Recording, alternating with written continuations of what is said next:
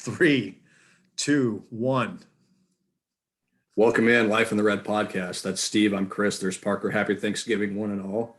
We're recording this on Wednesday, the day before Thanksgiving, November 24th, 2:53 p.m. I've just started putting my son down for a nap. He's currently standing up in his crib as I watch him on the baby monitor. So if I go flying out of here, you'll know why. Because he went flying out of the crib. Yeah, No. exactly. No, please God. Please God, no. That Happy mom would be very Thanksgiving. unhappy. Yeah, happy Thanksgiving to all. Nebraska, Iowa football Friday, wrapping up the season for the Huskers. Adrian Martinez not playing. We'll touch on that, of course. We'll talk a little hoops. We'll talk a little more football, and we'll get you out of here and get you ready to eat the mashed potatoes. So Scott Frost met with the media today, last media availability of the season, of the regular season anyway, before the game. Kind of wild to say, but covered several topics, covered Adrian, covered his quarterback situation. Parker, you were there. What were kind of your takeaways from what Scott Frost said today? Yeah, well, the biggest piece of news today was that he said that Adrian Martinez was having shoulder surgery today, Wednesday, which that's fast, he just suffered the injury on Saturday. He'll be, first day post-surgery by Thursday. So that's a quick decision decision and execution on the surgery. And then the other thing, I think it's going to be a pretty quick decision on what Adrian Martinez's future looks like. I don't know if we'll know before the game, but Frost said, he thought, I asked him if there was a sense of urgency to figure out what Adrian Martinez was going to do, because it obviously, we're going to talk about this. It affects a lot of things for Adrian, obviously, and for Nebraska. And he said, yeah, there is. And I don't think it'll be long before there's a decision on that. So that's the latest with Adrian Martinez. Obviously, Logan Smothers now gets his first start. Frost said they're not going to reinvent the wheel. They're going to tailor a game plan to fit what they think Logan Smothers does well and what they think offensively will work well against Iowa. It's sort of interesting. Like, this will be the 6th game this year that Smothers has played in, but it's obviously the first time he's gotten a full shot of first team repetitions in practice for a week. And it's the first time they've tailored a game plan in any way, shape, or form around his strong suits. So how that works, obviously they're playing against a really good defense, how that works, whether we see Heinrich Harburg at all in the game, all that to be determined. But Frost said Logan Smothers handled the week really well, seems ready to go. And they're comfortable rolling him out there against a pretty good Big Ten West defense. I hope this Logan Smothers has the attitude of, yeah, this is going to be my job. This is where it starts. That's what you hope he has. You hope he says, I don't care who they bring in the portal. Let's go. My first start's going to be a win against Iowa. And Adrian was great, but I can get this done. And it'd be really interesting if it looks that way. Interesting on a lot of levels, by the way. But he has a chance here to assert himself as a favorite for the starting job, I would think. Yeah. If he goes out and beats Iowa in his first start, that would go a long way with the coaching staff. It's funny with the way you think that would? Yeah, I do. It's funny with the way this week has gone, short week and obviously a lot of news and all that. I hadn't even really, it's not that I give Nebraska no chance of winning, but I hadn't exactly contemplated that yet of like, what if Logan Smothers, now simply, you know how I feel about this, wins and losses are not a quarterback stat. Right. But if Logan Smothers begins his career 1-0 with a win against Iowa, that'd be pretty interesting. Yeah, it would be. Yeah, it would. And that would be like in the weirdness of Nebraska football, that's the most like obvious outcome, right? Like they go out there and just look like $1 million and beat Iowa and restart the hype machine going into the offseason. So yeah, it's going to be, I think they will use both quarterbacks actually. I think Henrik comes in for a series or two, maybe in the second quarter, just get his feet wet, a little change of pace. We'll see. Maybe I'm completely wrong on that, but it feels like there's some stuff they can do with with Logan, whether it's in the option game, using his feet, maybe a little more than they've used Adrian's the last few weeks. At this point, what do you have to lose? You just put another freshman out there if he gets dinged up. So they haven't dusted off that 2 quarterback section of the playbook since the McCaffrey Martinez days. So maybe put them both out there at the same time. Yeah. Line Harburg up as an H-back. Who knows? Yeah, maybe send him out on a pass route. See what happens. That'd be interesting. Go ahead, Heinrich. See what happens.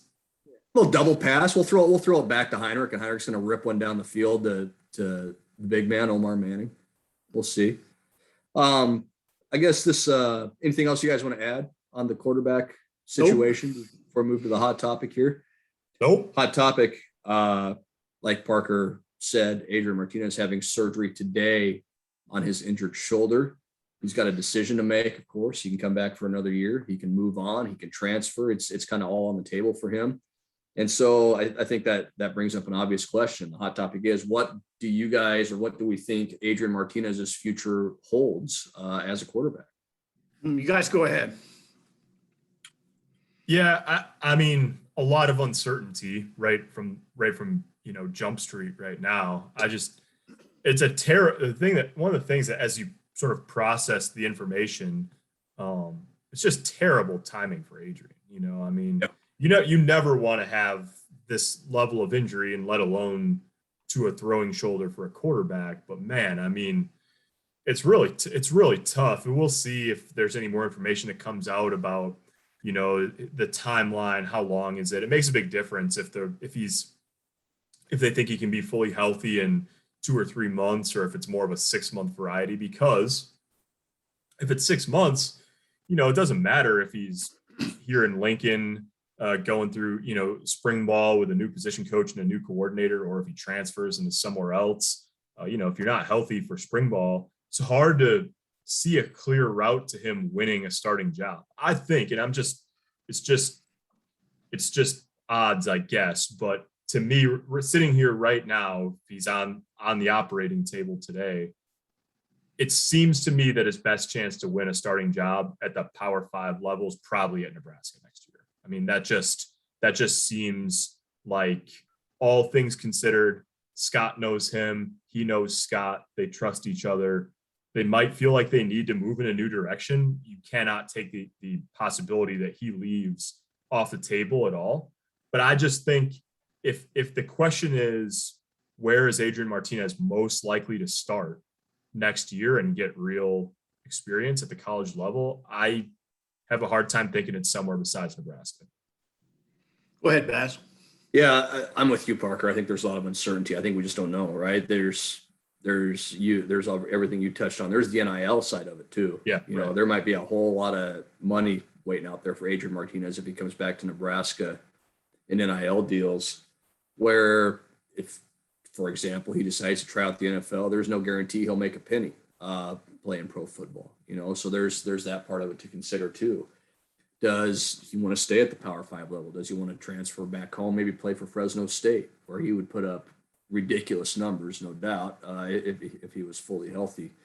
I think it's all on the table right now. I think the future holds everything. It's such a, like you said, Parker, it's just a terrible spot to have this happen. Not that any time is good, but man, it's just, there's so many unknowns right now. Who's the offensive coordinator?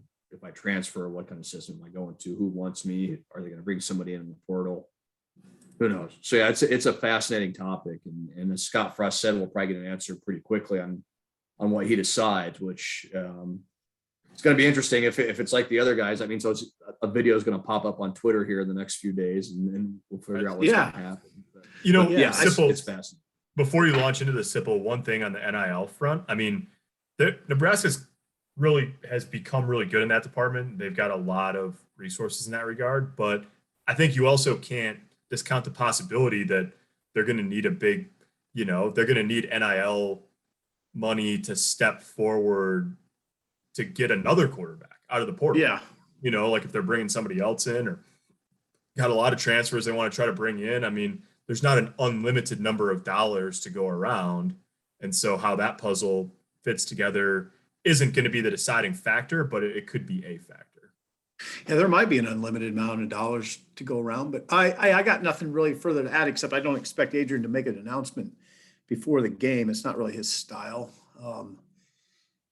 So I would expect something sometime after Friday. I just don't think he would do that right now, especially he's being operated on right now. Yeah, if you did it right now, that would Yeah, be something. He probably was not live from the operating table. Yeah. Or I don't even would expect, maybe, I mean, maybe he'd do it tomorrow. I just don't think that would be, it doesn't seem like Adrian's style. And I don't know what his Thanksgiving plans are. So that's a factor too. So that's that. That Wow, was what a a great hot addition, topic. Sipple. That was a great addition by you. Thank you. Thank you. We'll kind of stay in the same vein here. Of course, one of the things we just mentioned was who's the offensive coordinator going to be for Nebraska next year. Don't know that yet. It's not public yet. We know there's probably work going on behind the scenes. Scott Frost has certainly talked to people, engaged interest and things like that. And something we've talked about before, but it's probably worth mentioning again until we know who this person is. And you know, I guess the question or the topic is how quickly do we expect that OC position to be filled? And not Sipple's out. Sipple just got hired to be the offensive coordinator at Nebraska. Is what just happened. He took the money and ran, literally. He did take the money and run. So yeah, it's like I feel like it's something that has to happen quickly, right? Because like you got to fill out the rest of the offensive staff. Yeah, you gotta recruit. If you got to find a new quarterback in the portal or whatever, you got to do a lot of stuff pretty quick. And signing date coming up, of course, in December as well. So yeah, who knows when it's going to happen? I think it happens pretty quickly though after the end. Yeah, so do I. I mean, I especially the coordinator position. I mean, I don't know this for sure. I mean, I think there's a possibility that they have candidates, whether it's a short list or a guy that they're targeting or whatever, identified. And if that's the case, there's an awful lot of schools whose seasons are ending on Saturday. And then also, you know, I mean, I think we were talking about this earlier, like a bowl game, unless you're playing in the Rose Bowl or a playoff game or whatever, is probably less likely to keep a candidate where he is rather than, you know, jump in after the regular season ends. So I tend to think that it's possible something will happen quickly, you know, after the full slate of college games ends on Saturday. Now, does that mean like Sunday morning? I don't, maybe into next week. But I think it's certainly possible that it's going to move fast. And it could be too that, you know, maybe they have one staffer identified or two staffers identified that aren't the coordinator, but they know they want somebody on the staff. And any of that, you know, is possible that there's movement on that front. I would say, I mean, like, could it happen tonight or on Friday? I guess if something could get out, if anything was finalized, but I tend to think more that once the college football slate is clear on Saturday, that you're sort of in code red on that front. It would be pretty amazing if it happened like Friday morning at like 11:30. Like, oh, he's here. He's at the stadium. He's going to watch the game from the box. Yeah, exactly. That would be very interesting. Simple. What do you think? That'd be next week. Well, I mean, we just don't have a lot of answers. It's hard to talk about. I mean, we have virtually nothing really concrete to say. I mean, yeah, they got to move fast. I hope they move fast, but I don't know. It's hard to know exactly what they're doing right now.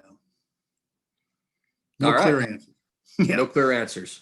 Steve Sipple, no clear answers. That's going to be his autobiography coming out next year. How do you feel? Well, I mean, it's true. How do you feel? I mean, we can talk like we know what's going on when we really don't. Yeah, we don't. No, we don't. We don't. I think we've made it pretty clear that you know, we've made it pretty clear we don't know what's going on. All right. On that note, should we actually talk about the game that's going to happen on Friday night or Friday afternoon? I guess Friday shortly afternoon, 12:30 p.m. Memorial Stadium, Nebraska versus Iowa, regular season finale for the Huskers. Iowa trying to win the Big Ten West title. They need a win and a Wisconsin loss to make that happen. Wisconsin playing Minnesota. Is that game Friday or Saturday, Parker? That Wisconsin-Minnesota game? Saturday. I think Nebraska-Iowa is the only Big Ten game on Friday. One on Friday. So there you go. It's been a one possession game, of course, all 3 years that Scott Frost has been here. It's been a last second field goal in 2 of those. Nebraska's also had its normal starting quarterback for all 3 of those games. Iowa's offense is god awful, maybe the worst one they've had in several years, which is saying something when you look at their stats. But the defense is elite. The special teams are very elite. Interesting match. I saw it. I forget who wrote it. I saw it online somewhere yesterday. Somebody wrote Nebraska plays well and doesn't win, and Iowa plays lousy and wins. Like that's a pretty good way to describe it, I think. So, yeah, interesting matchup. I mean, can Nebraska do enough offensively to make Iowa have to work on that side of the ball? Can they not turn it over? That's the real key against Iowa. If you don't turn it over, you're gonna have a pretty good chance to win, because that's how they generate a lot of their points. Is they've got 21 interceptions this year, most in the country. That defense is opportunistic. They can set their offense up with short fields. They score in the return games, whether it's punt, kickoff. They did against Illinois last week, took a kickback 100 yards for a touchdown. They score a lot of ways that aren't with their offense, and that's going to be the key for Nebraska, I think, is can they take care of the ball in a manner that they really haven't done a whole lot this year. I got a stat for you guys. Let's hear it. Charlie Jones, the return man, punt and kick return man for Iowa, has 869 total return yards so far this year. 869. 580 on a kickoff, 289 punt return. Mm-hmm. Nebraska as a team has 217 return yards. So Charlie Jones alone has 4 times the return yardage as Nebraska's entire team. Bullett's offended by that stat. Bullett's taken aback by those numbers. Seems a neighbor. Come on. He sees. Yeah, Charles Jones pretty good. He can motor. He's got some motor. Yeah, that kickoff, he was running away from dudes on Illinois, and not that he was touched or slowed down in any way, but I mean it's really that simple, right? Like, Iowa's elite at special teams. Nebraska's not very good. Iowa thrives on turnovers. Nebraska likes to turn it over. I mean, that's where it's at for the most part, I think. Nebraska's got to be at worst competent in those 2 areas, I think, to have a chance. And at best, they've got to play a better game than they have all year in those 2 departments. So that Iowa offense isn't scary at all. They've tried 2 quarterbacks. Alex Padilla, I think, is completing like 47% of his passes this year or something like that. Yeah, that's it. He started the last 2 games. Neither of those guys, him or Spencer Petras, is a threat to run with the ball, both in negative rushing yardage. This year, when you factor in sacks, they have an outstanding center, probably the best center in the country, in Tyler Linderbaum, and they found some success in the running game, kind of running behind him the last few weeks since that Wisconsin game when they really got shut down. They've kind of found a little bit. The yards per carry hasn't been great, but the yardage has been good. So, I mean, that's what it is. You stop the run, you don't turn the ball over, you stay competent in special teams. Nebraska's going to have a shot. I hate to make it sound like I have concrete information here, but I think if Nebraska slows down the run game, Iowa's run game, they'll be right in there. Yeah, I agree. And you have to think there's probably a rebound performance in there for the Black Shirts after last week with what happened against Braylon Allen and Wisconsin. You would think maybe that was the start of a trend over these last 2 games. I guess we'll see. But Iowa's running backs don't scare me like Braylon Allen scares me. And it literally, that's a scary young man at 240 pounds. The big question for Nebraska's defense is health, right? I mean, obviously Doman's out. Deontay Williams didn't sound good today from Scott Frost about his availability. Damian Daniels, maybe not. And Caleb Tanner, maybe not. So, there's up to Feldarius Payne's out for sure. So there's up to 5 guys that are in their, regular rotation that we know of that are either out or seemingly doubtful-ish. And so that doesn't help you when you're going against a disciplined, physical run game like Iowa. What does Daniels have? What's his injury? I don't know. I'm not sure. I don't exactly know. What's Tanner got? That was a head-neck situation. He took a shot to the head in that collision with Braylon Allen and was out. I mean, he was on the ground for quite a while, and it was scary looking, but he was up and around and talking to teammates on the sideline during the second half. Is Feldarius Payne going to play? Nope, he's got an arm injury, and he's out. Frost said on Monday he will not play. So we don't know about Caleb Tanner. We don't. It just, if that's a protocol situation, it's just a tight turnaround, short week and all that. It doesn't preclude him necessarily from playing, but we don't know what his status is. And we don't know Damian Daniels if he's ready to roll or not. Frost said today that he potentially could play, but then went into a spiel about how everybody's nicked up and that's just the way it is this time of year. What about Dante Williams? Well, let's just do the entire defense. Let's just do that. Let's just run down every single player on the defense. Frost said of Deontay Williams today that it would be tight. And I just don't, he was practicing last week and didn't play. This week it's going to be tight for him to play. So make of that what you will, I guess. More like Feldarius in pain, which is why he won't play. Feldarius pained. Yeah, he's pained. We didn't do this last week. We forgot. You guys want to do some predictions on this game? Sure. What are we thinking? I can go first. And you know what? Do it. I say screw it. Nebraska wins this game Friday. I don't really have a good reason for thinking that other than it would be the most bizarre possible outcome, which would fit this season, I think. They've been close against Iowa the last 3 years. I think they can give Iowa, depending on how the game plan shakes out, and I obviously don't have any inside info, but it feels like Nebraska can give Iowa some trouble with the option game if that's the way they want to go with it. I feel like we could see more of that, and that's something Nebraska's had a lot of success with. They're not going to let Logan Smothers throw it a whole lot, I don't think, unless they need to. And if they do throw it and they're having some success in that option game or running the ball, all of a sudden you've got play action. Maybe you've got guys that are another half step more open than they were before. So, again, like I said, Iowa's offense doesn't scare me as long – this is a big if, but as long as Nebraska doesn't have a catastrophe in special teams, give up a return, as long as they don't commit several turnovers and set Iowa's offense up, I like their chances. So, yeah, give me Nebraska by one score. Nebraska wins by one score, 23-16 on Friday. Oh, go ahead, Parker. 27-20, Iowa. I think, it's like we've talked about, one team finds a way to win these type of games, one team hasn't. And the Wisconsin-Nebraska game last week and just the way that every defense seems to be a little beat up at this point. So I picked it maybe a little higher scoring than I would have 6 weeks ago. But yeah, Iowa 27-20. It's hard to pick. It's hard to pick Nebraska with all those guys on defense hurt. I do think Goodson can hurt him. Maybe hurt him bad. Goodson's tough. He's fast and he's tough. Good cutback runner. I think that could be available. They don't have much, Padilla. He's not very good, but it's not like they lean on him to be good. And, first time starter quarterback against that defense, it's really hard to pick Nebraska. It'd be almost disingenuous for me to do it. I'm going to pick Iowa 21-10. 21-10. There it is. All right. That means I pick up a game on you guys Friday in the Pick'em contest after Nebraska wins the game.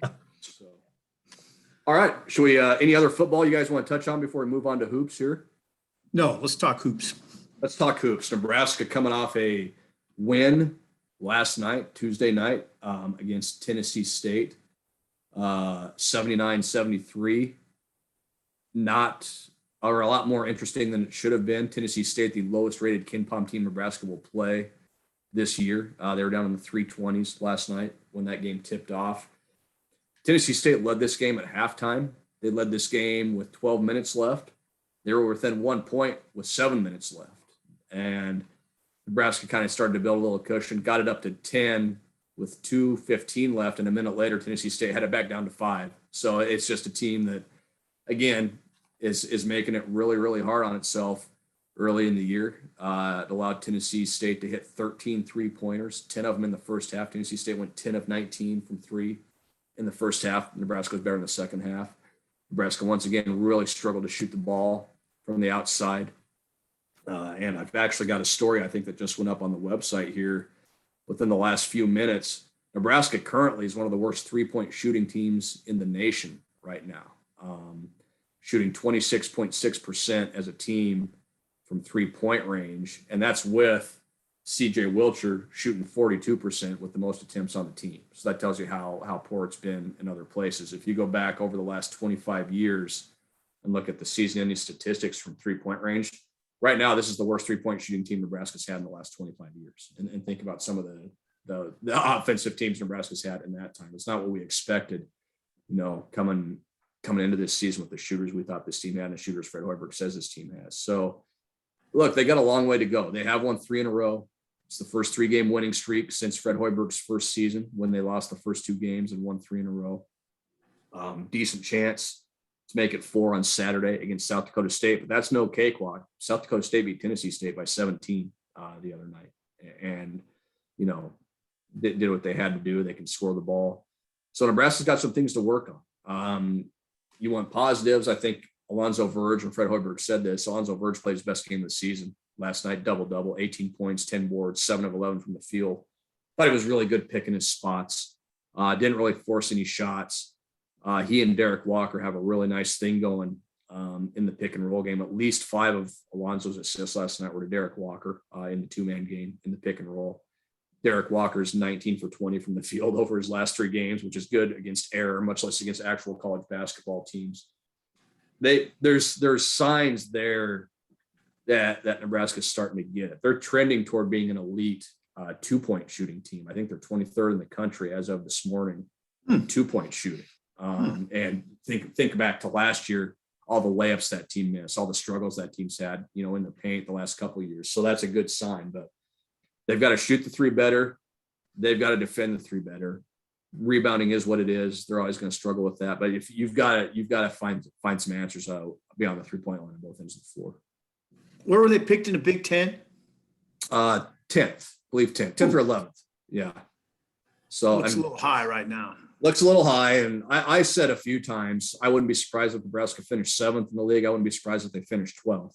And right now it's trending toward the latter of those 2. Now we'll see. Again, if they start shooting the ball better from outside, that all changes. And maybe they do start shooting the ball better. But yeah, it hasn't been very good. CJ Wilcher's been the one guy, like I said, that's really kind of lived up to the billing. 42% on 26 attempts.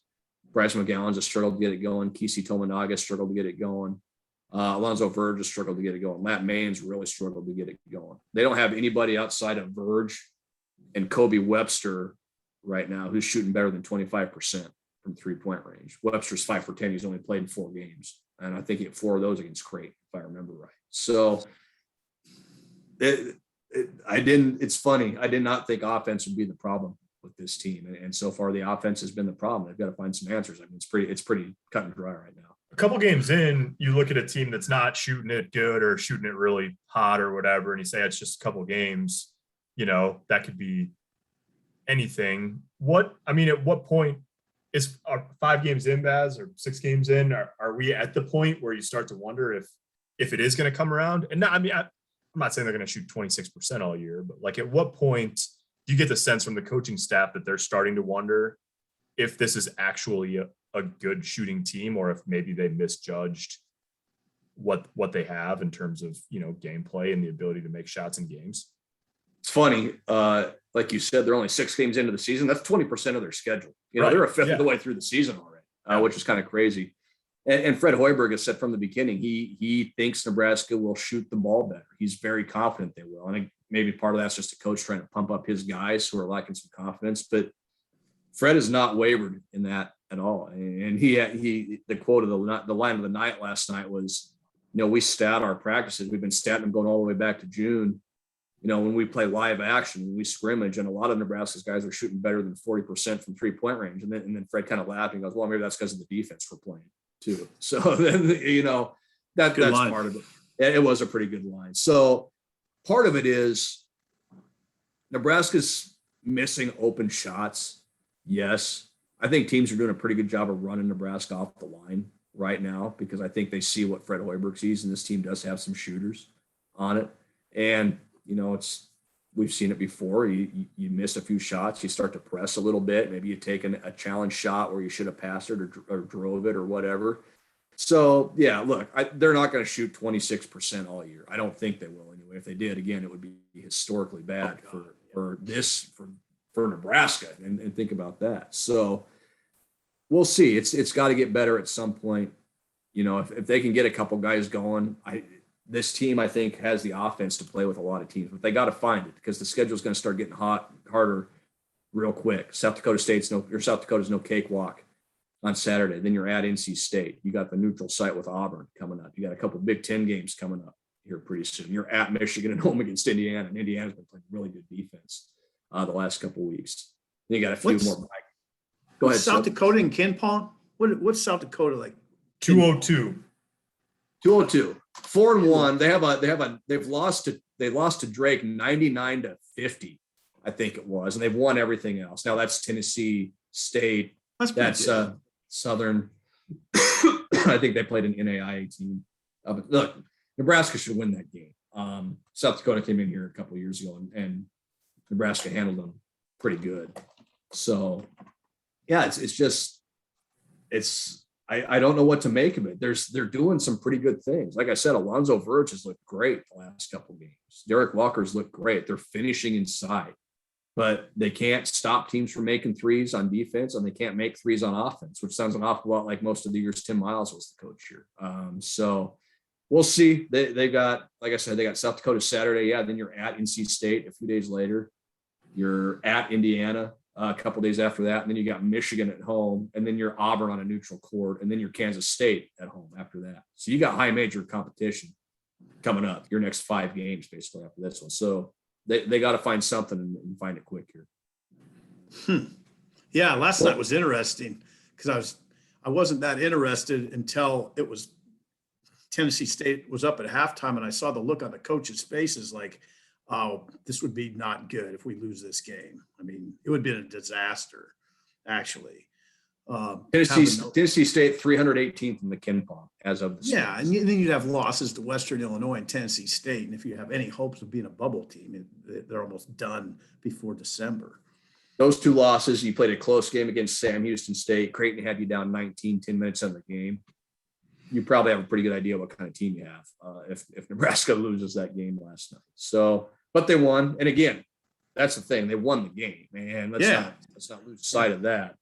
They didn't win pretty. And look, a lot of Big Ten teams have not won pretty this year. And a lot of Big Ten teams have lost a lot of games this year. The conference as a whole, I think, has been pretty disappointing outside of Purdue, who's looked outstanding early in the season. But look, the Big Ten's kind of gettable, as weird as that is to say. I'm not saying Nebraska's going to go win the Big Ten title, but it's gettable. It's there. We've seen it in the non-conference. There's not outside of Purdue, there's not a team that you look at and go, oh man, I don't know if Nebraska can get those guys. So it's there for Nebraska. If they're going to make a jump this year, they're certainly going to have the opportunity, but they've got to be better offensively and defensively from beyond the 3-point. Yeah, I don't know what I'd make of the world if Nebraska wins the Big Ten. How about that?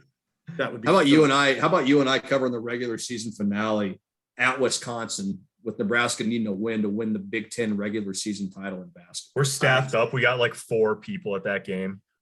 Yeah, we'd need 4. There's 4 of us in Indianapolis for the Big Ten tournament where Nebraska is the number 1 seed in the Big Ten basketball. That would be incredible.